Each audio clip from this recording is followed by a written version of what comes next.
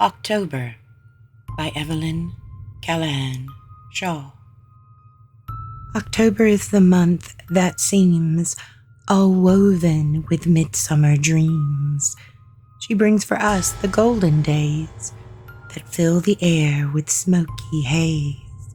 She brings for us the lip-seen breeze and wakes the gossips in the trees, who whisper near the vacant nest, forsaken by its feathered guest. Now half the birds forget to sing, and half of them have taken wing, before their pathway shall be lost beneath the gossamer of frost. Zigzag across the yellow sky, they wrestle here and flutter there, until the boughs hang chill and bare. A joy for us, what happiness shall cheer the day, the night shall bless. 'Tis Halloween, the very last, shall keep for us remembrance fast, when every child shall duck the head to find the precious pippin red. The Shadow on the Stone by Thomas Hardy.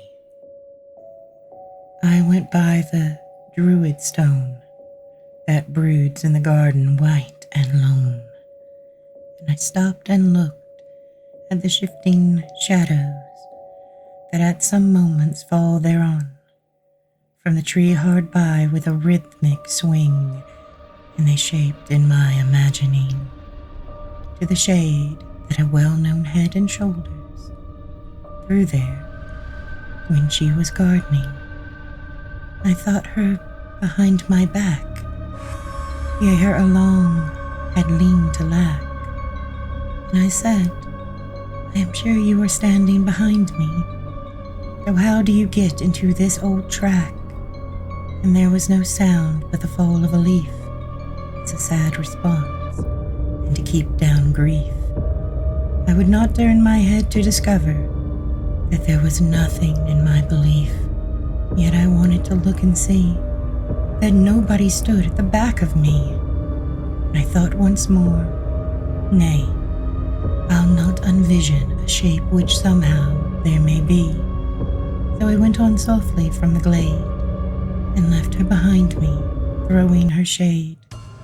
As she was indeed an apparition, my head unturned, lest my dream should fade. The Poor Ghost by Christina Rossetti. Oh, whence do you come, my dear friend, to me, with your golden hair all fallen below your knee, and your face as white as snowdrops on the lea, and your voice as hollow as the hollow sea? From the other world I come back to you. My locks are uncurled with dripping, drenching dew. You know the old, whilst I know the new, but tomorrow you shall know this too. Oh, not tomorrow, into the dark I pray. Oh, not tomorrow, too soon to go away. Here I feel warm and well content and gay. Give me another year, another day. Am I so changed in a day and a night that my own only love shrinks from me with fright, is fain to turn away to left or right, and cover up his eyes from the sight?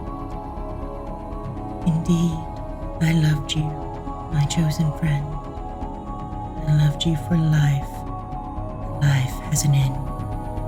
For sickness I was ready to tend, but death mars all which we cannot mend. Indeed, I loved you.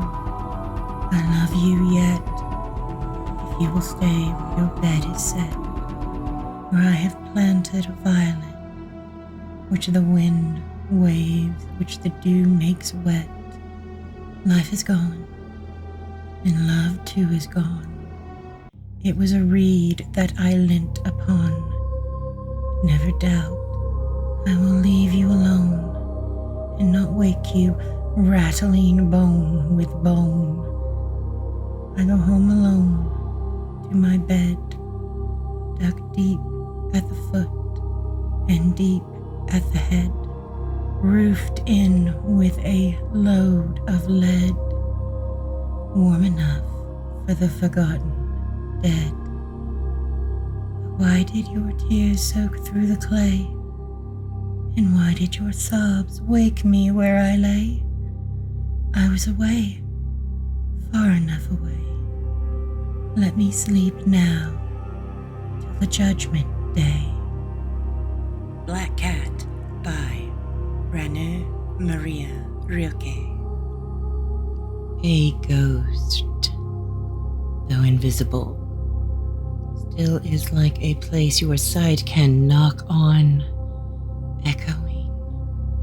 But here within this thick, black pelt, your strongest gaze will be absorbed and utterly disappear, just as a raving madman, when nothing else can ease him, changes into his dark night, howling, pounds on the padded wall and feels the rage being taken in and pacified. She seems to hide all looks that have ever fallen into her, so that, like an audience, she can look them over, menacing and sullen, and curl to sleep with them. But all at once, as if awakened, she turns her face to yours, and with a shock, you see yourself, tiny, inside the golden amber of her eyeballs, suspended like a prehistoric fly. A Witch's Chant by James Hogg. Thou art weary, weary, weary. Thou art weary and far away. Hear me, gentle spirit. Hear me, come before the dawn of day. I hear a small voice from the hill. The vapors deadly, pale and still. A murmuring sot is on the wood, and the witching star is red as blood. And in the cleft of heaven I scan the giant form of a naked man. His eye is like the burning brand, and he holds a sword in his right hand. All is not well. By dint of spell, somewhere between the heaven and hell, there is this night a wild array.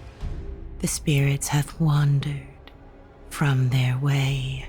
The purple drops shall tinge the moon as she wanders through the midnight noon, and the dawning heaven shall all be red with blood by guilty angels shed. Be as it will, I have the skill to work by good or work by ill.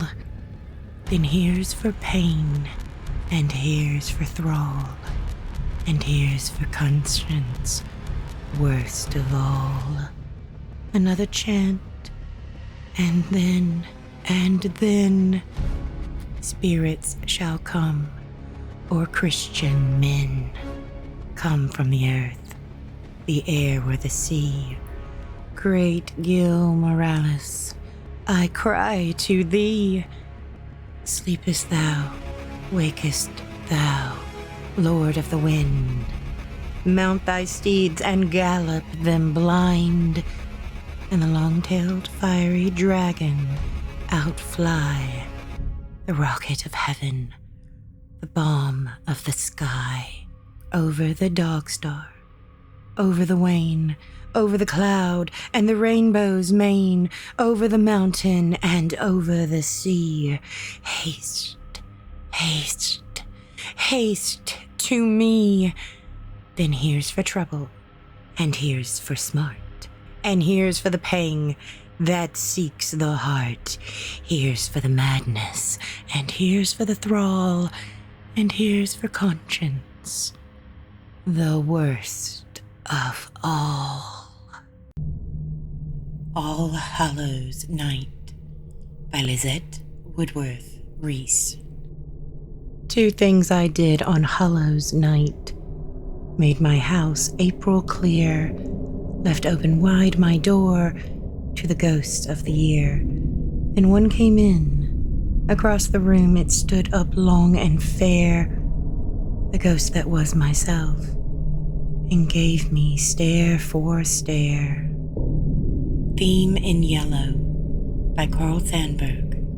I spot the hills with yellow balls in autumn. I light the prairie cornfields, orange and tawny gold clusters, and I am called pumpkins.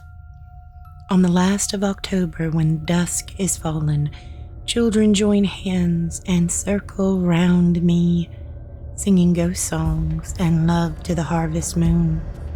I am a jack-o'-lantern with terrible teeth, and the children know I am fooling. The Haunted Palace by Edgar Allan Poe.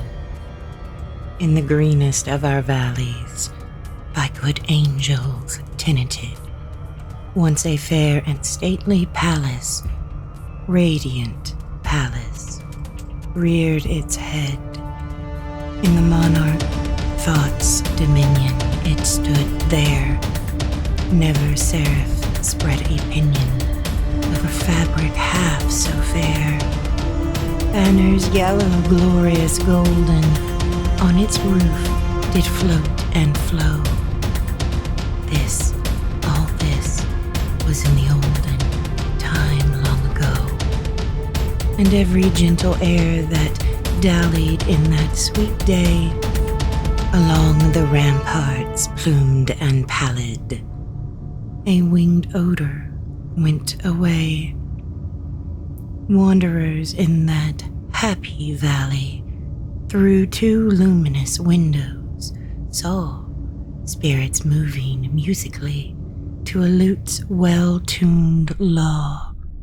Round about a throne where sitting Porphyrogene, in state his glory well befitting, the ruler of the realm was seen, and all with pearl and ruby glowing was the fair palace door, through which came flowing, flowing, flowing, and sparkling evermore a troop of echoes, whose sweet duty was but to sing, in voices of surpassing beauty, the wit and wisdom of their king.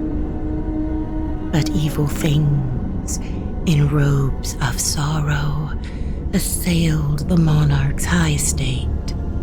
Ah, let us mourn, for never morrow shall dawn upon him desolate, and round about his home the glory that blushed and bloomed is but a dim remembered story of the old time entombed.